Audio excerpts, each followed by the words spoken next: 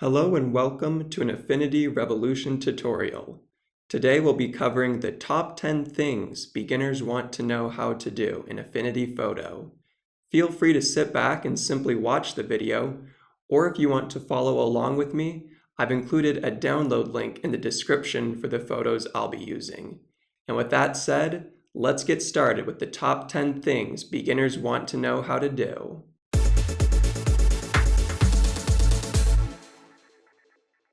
The first thing beginners want to know how to do is how to open photos and how to navigate inside of them.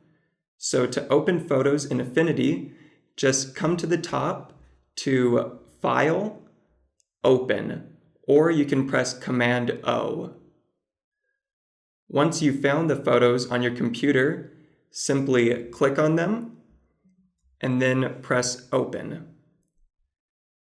Since we've opened two photos, they appear in two separate tabs, which you can easily move between by just clicking on the tab.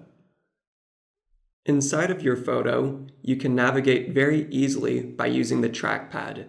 It works just as you would expect to zoom in and zoom out, go up and down, or if you don't have a trackpad, you can use Command plus or Command minus to zoom in and out. One helpful shortcut is Command 0 takes you so you can see the entire photo. You can also move inside of your photo by using the tool up here that looks like a hand, which allows you to click and drag. Or instead of clicking on that tool, you can hold down spacebar and it will always bring up your hand so that you can click and drag and move around your photo. The second thing beginners want to know how to do is how to crop a picture. We can easily crop by coming to the crop tool, which is the third tool down, or you can simply press the letter C on your keyboard.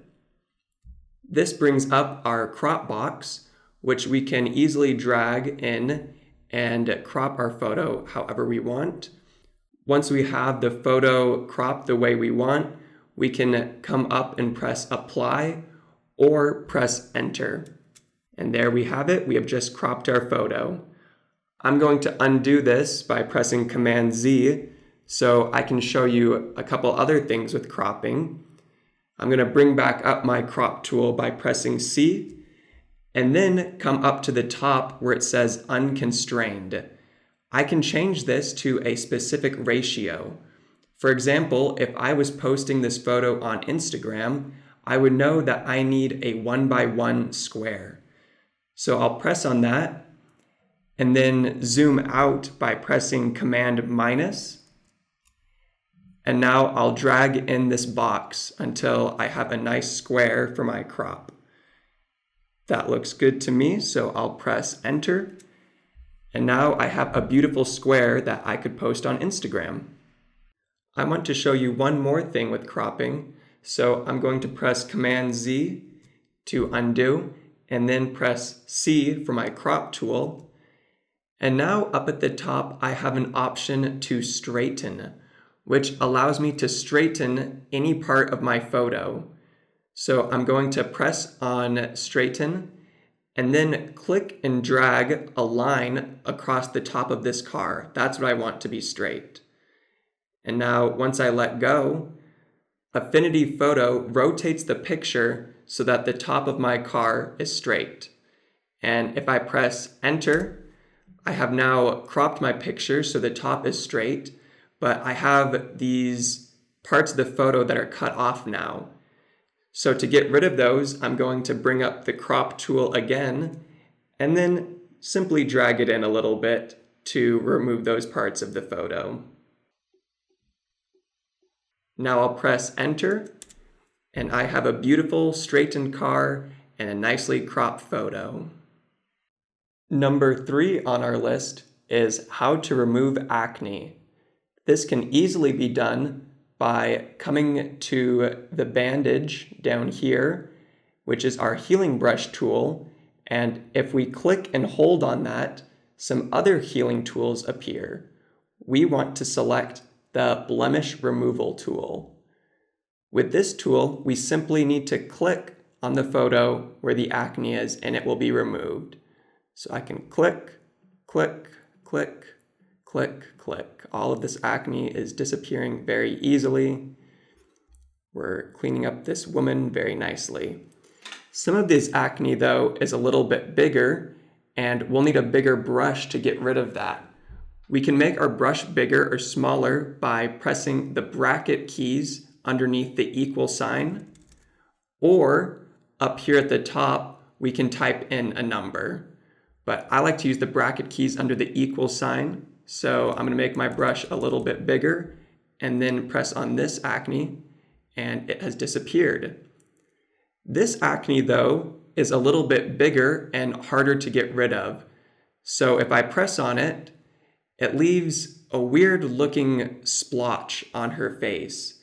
There are other ways to get rid of big acne, and we'll cover those in future videos.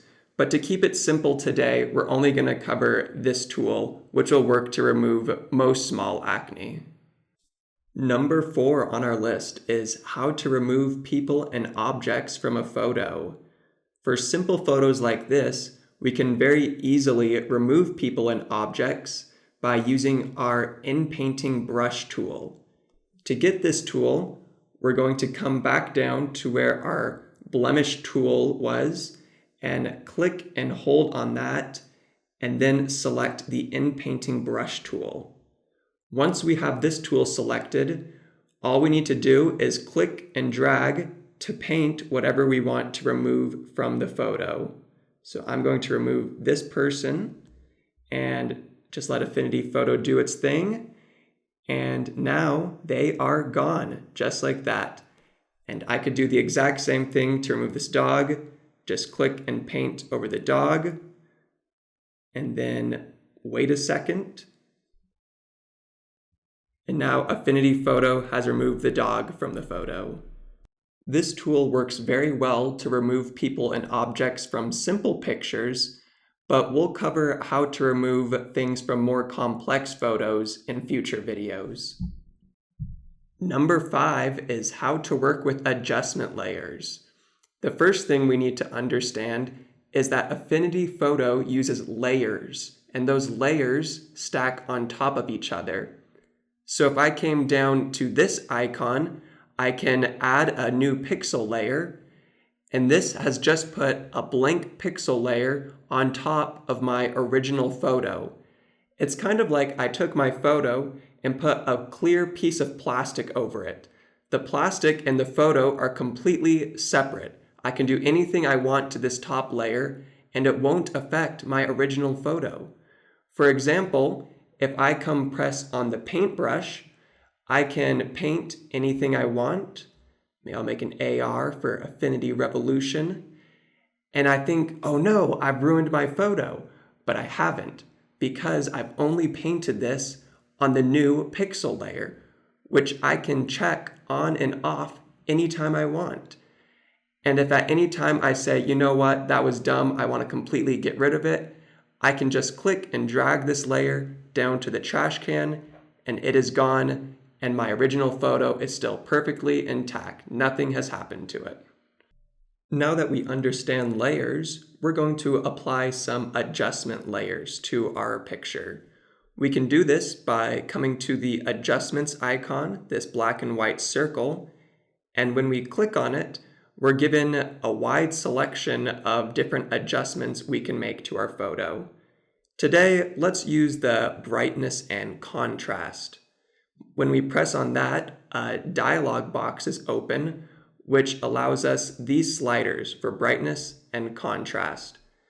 I can drag the brightness slider up to make my photo brighter, and I'll also drag the contrast slider up to give my photo some more contrast. When I think my picture looks good, I just need to press this X, and it has been applied. But as we learned before, this is just a layer that can be checked on and off anytime I want. My original photo is still there with this brightness and contrast layer on top of it. If I ever want to change how bright or contrasted my photo is, I just need to double click on this icon and the dialog box appears again. Maybe I added a little too much contrast, so I'll drag that down. And then I just press X again, and my new brightness and contrast has been applied. Let's apply one more adjustment layer just so you get the idea of how this works. So we'll come back down to the adjustments icon and then select black and white. Now a dialog box appears prompting us how light or dark we want certain colors in our photo to become. For example, most of this photo is made of yellow in the grass, so I can change how light or dark the yellow becomes in my black and white photo. So if I drag this up, all of the grass becomes very white and bright. If I drag it down, it becomes black. So I'll keep it somewhere near the middle and just have a nice good black grass for my black and white photo. And then I can press X to get out of this dialog box. And then I can check this on and off anytime I want. Isn't that a nice black and white photo? Number 6 is how to use a layer mask. A mask allows us to cover up or reveal certain parts of a layer. A white mask will have everything revealed, and a black mask will have everything covered up. So let's apply a mask to our photo by coming down to the mask icon. It looks like a Japanese flag. And now we have a white mask applied, which means everything is revealed because it's white. But if we click on the mask, we can now paint on it. So let's come over to our paintbrush tool and make sure that we're painting in black. And now anything we paint will be removed from the photo. I say removed, but really it's still there. It's just covered up by our mask. We can bring it back at any time by painting in white. So let's come up here and press this arrow to switch to white paint. And now we can paint in white to bring back our photo. Because remember, black conceals and white reveals. Great, now that we understand how to use a mask, we're going to do something a little more fun. So come up here and press on the black and white layer, and then come back down to the mask icon, this Japanese flag. Now come select the mask by clicking on it, and we're going to paint in black to cover up some of the black and white layer, meaning it will become colored again. So make sure that you have the paintbrush selected and that you are painting in black. And now anything we paint will cover up the black and white layer, bringing back the original color. So we can just paint this a little bit, and now we have a nice color splash to our photo. That looks great. And of course, you can still switch to white by clicking on these arrows and reveal some of the black and white layer again by painting in white. So I can paint this white and it will become black and white again. A tip for you is that you don't actually need to apply a mask when you're working with an adjustment layer, because all adjustment layers come with a built-in mask. All you need to do is click on the adjustment layer and you can begin painting with white or black right away. Number 7 is how to select objects in a photo. In photo editing, it said that you need to select to affect. So if you only want to affect a certain part of your picture, you need to select it first. In this example, we're going to select the bird and then change its color. To make our selection, we're going to use the selection brush tool, which is this brush over here, the fourth one down.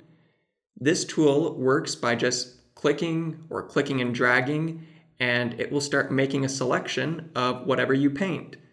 So you can see if I paint over here, it will start selecting the water. And if at any time I want to remove from my selection, I just need to hold down Alt or Option on the keyboard, and then as I paint, it will remove from my selection. We're going to select the bird, so let's start painting on the bird. I'll come back here and select its tail, and then come select its body. But then up here, it gets a little bit tricky because it's very small. So I'm going to press Command plus to zoom in, and then I'm going to make my brush smaller by pressing the bracket keys underneath the equal sign on the keyboard. Now I have a very small brush, and I can begin selecting the bill and the eye of the bird. You can see here that it selected some of the water, so I'm going to hold down Alt or Option and unselect that, and then finish selecting this up there. All right, that's starting to look pretty good. Obviously, it's not a perfect selection, but we're just learning the basics today, so that's okay. I'm going to press Command 0 so that I can see my entire picture again. And yeah, that's looking like a pretty good selection. So now we're going to apply an adjustment layer that will only be applied to our selection. So let's come back over to the adjustments icon and then come down to the bottom where it says color balance. Here we can change the color of our selection. I think we can make it a blue bird. That'd be kind of fun. So let's give a little more cyan and then bring up the blues. And now we can exit out of this dialog box and see that only our selection, the bird, has become blue. Everything else stayed exactly the same. That is the power of making selections. To unselect our bird, all we need to do is press Command D, D for deselect. Number 8 is how to give an object a new background. Today we're going to take this bird and put it over in this forest. That will be a fun picture. To do this, we need to come to our picture of the bird and make a selection around the bird so that we copy just the bird and not the entire lake. We could go through the same process of selecting our bird again using our selection brush tool, but there must be an easier way. We already made the selection and we just want to reload the same selection we already did. And we can do this. It is very possible. All we need to do is come to our color balance adjustment, and while holding down Command, click on it. And now it has reloaded our selection. Now all we need to do is make sure the background layer is selected and then press Command C, C for copy. Then come over to the forest picture and press Command V to paste in the bird. And there you have it. We just put the bird into this forest. If you want to move it around, you just need to use your Move tool, click on that, and then you can move the bird wherever you want, and you can even change its size. I'll make it a little smaller and put it up there. All right, that's looking great. A good new background for the bird. Number 9 is how to put text onto your photo. To do this, all you need to do is press on this A down here, and then click anywhere in your photo and begin typing. I love birds. That's pretty small right now, so we can use these handles to make it bigger. Yep, I really love birds. Let's make it nice and big. And if you want to change the font or the color, just highlight the text and then come up here and choose a font. I'll take Arial Rounded MT Bold. Yeah, that looks nice. And then we can change the color by pressing Fill and choosing whatever color you want. I'll make mine maybe a reddish orange. All right, that looks nice. And then just click outside of that, and we now have a new color for our text. If you want to move it around, just press on your Move tool again, and now we can position it wherever we want. I'll stick it somewhere in the middle of the photo. Yep, that looks good. We now have some beautiful text applied to our photo. And finally, we are to number 10, how to save and export. If you want to save your Affinity Photo file, it's very simple. Just go to File, Save, Save As, and you'll save this entire document so you can open it up at any time and continue editing it. But if you want to export this image so you can share it on Facebook or send it in an email, you need to press on Export.